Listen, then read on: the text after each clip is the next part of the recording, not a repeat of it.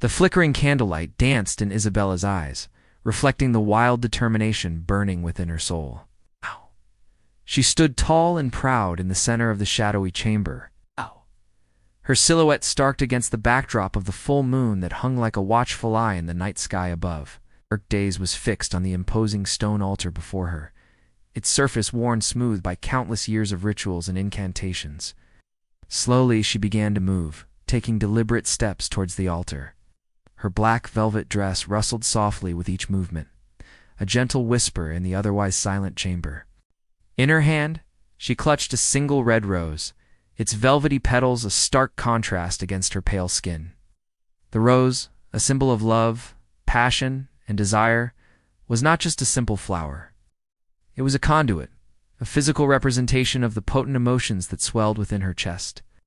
As she continued her slow and graceful approach, the air around her seemed to shimmer and distort, as if the very fabric of reality was responding to her presence. The room itself was a testament to the power that permeated every inch of the castle. Cobwebs adorned the corners, undisturbed for decades, weaving a tapestry of age and mystery. Ancient books lay open on the altar, their yellowed pages filled with arcane symbols and forgotten lore. One book, however, held Isabella's unwavering focus. Its leather cover was embossed with a silver pentagram, and the title written in archaic script sent a thrill down her spine. Oração de São Cipriano, the prayer of Saint Cyprian, a legendary figure in the world of magic and witchcraft. For centuries, the name Cipriano had been synonymous with forbidden knowledge, with the ability to manipulate the very forces of love and desire. And now here it was in Isabella's hands, the key to unlocking the romantic desires that consumed her thoughts. But she was not alone in this chamber of shadows and secrets. From the corner of her eye, she had seen it emerge, a black goat with eyes that glowed like embers in the darkness. It had materialized silently, a phantom in the gloom, its presence both unsettling and intriguing. The goat stared at her intently, its gaze unwavering, and a low growl rumbled in its throat. For a moment, their eyes met, and Isabella felt a jolt of primal fear course through her veins. Yet she stood her ground, her determination hardening her resolve. She reached the altar, its rough-hewn surface cold beneath her fingertips. With a deep breath, she placed the rose on top of the ancient book, its crimson petals a striking contrast against the worn leather. As she did so, the goat took a step forward, its hooves echoing ominously on the stone floor. Isabella's hand trembled slightly as she reached for the book, its archaic script promising untold power. And then she began to chant, her voice echoing softly in the vast chamber. The words were ancient, laced with the power of generations past, their meaning resonating deep within her soul. With each syllable, the air grew thick with magical energy, and the shadows in the room seemed to writhe and twist, responding to the power of her words. As she delved deeper into the incantation, the rose in the center of the altar began to glow. Its thorns, once sharp and dangerous, softened, transforming into delicate filaments of light. Petals swirled upwards, forming a vortex of crimson energy that spiraled towards the ceiling. The chamber grew warmer, the air heavy with the scent of roses and magic. The goat watched intently, its glowing eyes fixed on the swirling vortex above the altar. A low growl rumbled in its throat, but it remained rooted to the spot, mesmerized by the unfolding spectacle. Isabella's voice grew in power, her determination lending strength to the ancient words she spoke. The vortex above the altar reached a crescendo, a blinding flash of red light filling the chamber. Then, as abruptly as it began, it stopped. The petals fell away, the glow faded, and silence descended once more. The only evidence of the eruption of magic was the faint scent of roses still lingering in the air. But the stillness was shattered by a sudden gust of wind that extinguished all the candles in the room, plunging them into darkness. In the sudden blackness, the goat let out a startled bleat and vanished into the shadows. Isabella remained motionless, her eyes closed, her body still humming with residual magical energy. When she opened her eyes, they glowed with an otherworldly red light, a reflection of the magic that coursed through her veins. A slow smile spread across her lips, a smile that promised both triumph and peril. From the depths of the shadows, something stirred. It emerged slowly, taking shape in the darkness. At first it was just a vague outline, But as it drew closer, details sharpened. It was a goat, but not just any goat. This one was impossibly large, its eyes burning with an eerie red glow. Its horns were long and sharp, its teeth bared in a menacing snarl. But the most disturbing aspect of this creature was its skin, or rather, the lack of it. Its hide had been flayed, revealing the raw, bloody flesh beneath. Tendons and muscle writhed beneath its distended belly, pulsating with a sickly light. The creature shambled forward, its bare feet padding soundlessly on the stone floor. It stopped just a few feet from Isabella, regarding her with a chilling intensity. A guttural voice, raspy and devoid of warmth, echoed in the chamber. "You have awakened me from my slumber. Now I am yours to command." Isabella met the creature's gaze unflinchingly.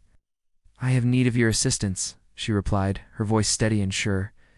"There is a task I require of you, a service you must render in exchange for your freedom." The creature snorted derisively. "Speak your desires, little mistress. But be warned, my services are not without consequence. What you ask for shall be granted, but there will be a price."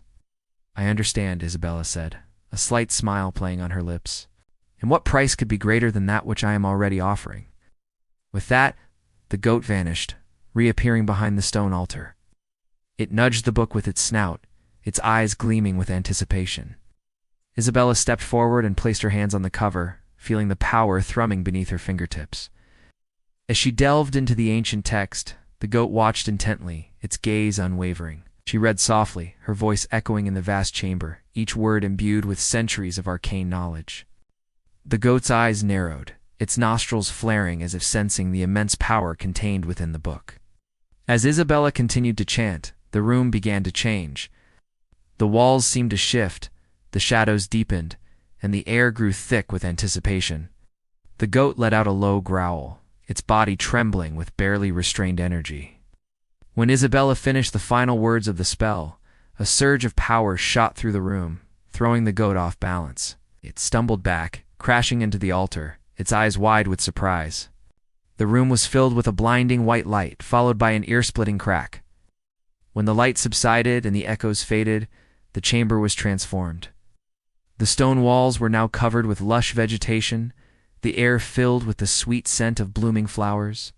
The very atmosphere buzzed with renewed energy, vibrant and alive. In the center of it all, floating above the book, was a heart, pulsed with a soft, ethereal glow, beating at a slow, steady pace. Isabella watched in awe as the heart grew, expanding until it filled the entire altar. Its glow intensified, bathing the chamber in a warm, inviting light. The goat approached the heart cautiously, its senses alert, sniffed the air, its eyes narrowed in concentration, as if trying to comprehend the sudden change. At that moment, Isabella knew that her work was done. The transformation was complete. With a final glance at the radiant heart, she turned and left the chamber, her footsteps echoing softly in the now silent castle. As she walked away, the sound of distant drums reached her ears, their rhythmic beat growing steadily louder. A sense of foreboding washed over her, a premonition of the challenges that lay ahead. But for now, she allowed herself a small smile. Her part in the ritual was over. The consequences of her actions would play out in the world beyond the castle walls, and she had set the stage. The goat, sensing the shift in energy, let out a loud bleat, a sound that carried echoes of triumph and warning. It circled the heart, its glowing eyes fixed on the pulsing light. As it did so, its form began to change. The sickly, flayed appearance receded, replaced by the sleek, muscled body of a panther. Its eyes, once burning embers, now shone with emerald fire. Its snarling visage softened into a predatory grace, its bare feet becoming paws that padded silently on the stone floor. With a final shake, it was transformed, a magnificent black panther, sleek and powerful, its muscles rippling beneath its glossy black coat. The panther approached the heart, its emerald eyes never leaving it for a moment, sniffed the air, its whiskers twitching in delight. As if sensing the connection between them, the panther nudged the heart gently with its head, its tail swishing slowly. Then, with a graceful leap, it landed on top of the heart, its presence adding a new layer of power to the already charged chamber. Together, the panther and the heart formed a mesmerizing tableau, a perfect balance of untamed power and pure energy. They were two halves of a whole, each enhancing and complementing the other. And as the full moon continued its silent vigil outside, the panther bathed in the ethereal glow of the heart, prepared for the journey ahead. For it was not just a loyal companion, or a mystical creature, it was a conduit, a link to the raw, untamed power of the wild. And it would be by her side as she navigated the treacherous path that lay ahead.